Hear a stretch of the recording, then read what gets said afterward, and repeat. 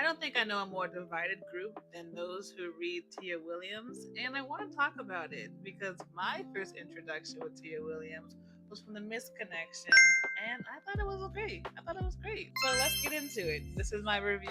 It's so funny when I throw out the name Tia Williams, I'm always either getting like, oh my gosh, she's great, or oh no, she can't write. It's always read 7 Days in June, but don't read Ricky Wilde. I think this was a great book. I rated it 3 out of 5 stars, and my 3 words were very ditzy, lighthearted, and sitcom like. This felt like just a TV show from the 90s that you're just reading the transcript from, if I'm being honest. This is about 30 something year old Sasha Cruz and her time on an airplane where she met this wonderful, mysterious man who she wants to get better acquainted with. And the feeling is mutual. But instead of getting the names, contact information, they talk for hours and don't get any of that. So now the whole book is Sasha trying to hunt down the mystery man on the plane. I already knew this wasn't going to be like a hard hitter, like deep or anything. It was just very lighthearted, and I enjoyed it much better when I didn't put myself in the book. Or like when I say that, I mean like my opinions and my thoughts, because Sasha she's a wild one.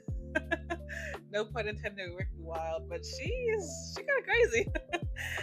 As you guys see, I have annotated Miss Ma'am to the highest degree. I started out annotating things I didn't like, and those things that I didn't like were the inner monologues of Sasha. A lot of them I felt like were just extra words to meet a word count, because sometimes I don't think it's necessary. For example, this is not a spoiler, this is page 33, when she's on the plane talking to Mystery Man, and there's a moment where she says she's never felt so connected to a person, and then in her mind she's like, that's a lie, and my best friend doesn't even know it. No one does. It's between me and that person, and it doesn't matter now because it didn't matter then. Like, we don't need to know all that.